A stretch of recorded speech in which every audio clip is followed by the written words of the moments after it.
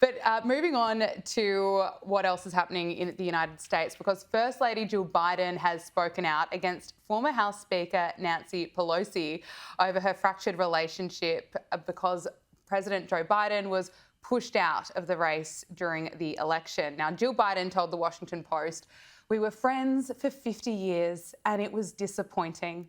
Look, I've got no sympathy for Jill Biden because someone should have told Joe Biden to go, and it really should have been Jill. She was the person that was closest to Joe Biden, and it took so long. And then we had celebrities coming out. We had George Clooney, and then we had Nancy Pelosi finally publicly saying he's got to go. No, I agree with you 100%. And I'm wondering why Dr. Jill Biden is so upset about this because, she wore the red on election day and obviously she didn't want Kamala to win. But if she really loved her husband, she should have been the one that had him step down. You're exactly right. Like if she really cared about him, she wouldn't have tried to put him through the torture that it is running for president in the United States and the grueling schedule. It's not easy. It's hard for a young person to do it, much less an 81-year-old man that has, cognitive issues. So, yeah, I think the onus is on her to protect her husband. But she does not feel that way. She feels like everybody in Washington, D.C. backstabbed her husband. And I don't know if that can ever be fixed. And I think it probably comes down to an ego thing because really and truly, they did the right thing. Joe Biden should have stepped down, but they should have had an election and not just put Kamala Harris as the nominee, considering nobody voted for her. Yeah, I think it was definitely an ego thing. I think Jill Biden did not want to give up that title. Look, Donald Trump is going to be sworn in just 5 days' time. And we know the Village People, known for their hit YMCA, which was a Trump favourite at Trump rallies, have announced that they'll be performing at events tied to next week's inauguration. So we're going to be seeing people busting out their best Trump dances. Well, for sure. But you know what I just saw? I just saw on Twitter that when Joe Biden won in 2020, that over 280 bars in D.C. applied for permits to stay open late. And this year, for the Trump inauguration, only 33 bars.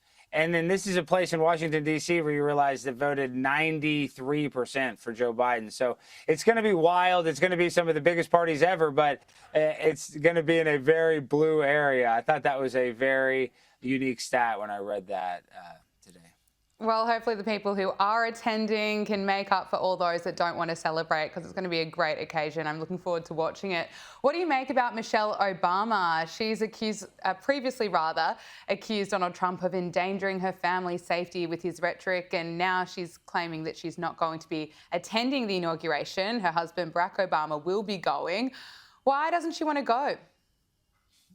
I don't know. And then she also did not want to see President Trump at Jimmy Carter's funeral. I don't understand why she is so afraid, because everybody also saw the clips where Barack and Donald Trump were talking and they were being friendly and laughing. So I really don't understand why she's trying to run away from Donald Trump like he's the big bad boogeyman. And she tries to play like she's a victim, like Donald Trump would ever want anything to happen to her family. That's just so not the case when it comes to Donald Trump. And if anybody wants somebody to get hurt, it's those people that cheered on the shooter when Donald Trump was almost assassinated. So when it comes to Michelle Obama, she's running away from something that eventually she's going to have to engage with. And I think that she should just be a first lady, an ex-first lady, and have some decorum and some respect. And even though she doesn't like it, that's just part of the responsibility that she has for being such an influential person. Sometimes you just have to put on a good face and pretend like you like it. But her running away from Trump, it shows that she's kind of cowardly, in my opinion. I agree. She's happy to lecture people and say, when they go low, you go high. But actually, when push comes to shove, she just can't even attend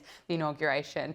Look, the Senate confirmation hearings are underway, but three of Trump's cabinet picks, Kristi Noem, Doug Burgum and Tulsi Gabbard, have had their confirmation hearings postponed due to paperwork issues, and they're blaming FBI background check delays. What's going on here?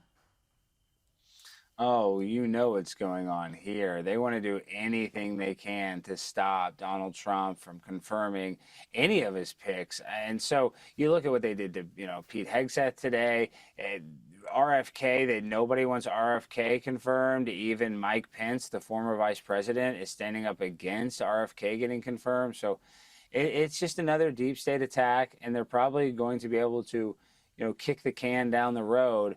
But eventually, these people are going to have to get confirmed. And I hope that Donald Trump can make that happen and these people just don't hold it up forever. But the fact that Mike Pence said that he doesn't want RFK, I thought that was a pretty strong statement from the deep state. Pete Hegseth endured fierce Democratic grilling yesterday, but I think he emerged pretty unscathed, especially from those hysterical moments from the Democrats. Here's Elizabeth Warren trying to grill Pete Hegseth.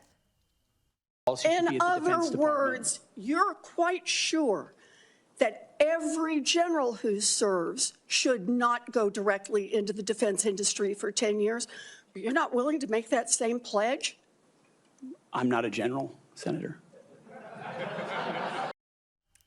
Look, I watched rather a lot of that yesterday, and I think Pete Hegseth did a pretty good job. He remained very calm, his temperament was under control, and the Democrats really made a fool of themselves. Oh, 100%. They attacked his wife. They said that he was basically an alcoholic, and he handled it great. And then some of the people tried to accuse him of being a misogynist when he was just stating a fact that there are different requirements for physical activities when it comes to training for the military. A woman doesn't have to lift as much, and their threshold is much lower. And he was just stating an objective fact, and they tried to paint him out to be like he's some evil misogynist. It's just ludicrous. And Pete Hegseth handled it perfectly. His temperament was great. He didn't get flustered, and I would have gotten flustered. You probably would have gotten flustered. Most people would have really gotten flustered, especially if it would have attacked my wife and gone after me personally, like some of the insinuations that they made. He did a great job. I'd give him an A+ if I was grading him.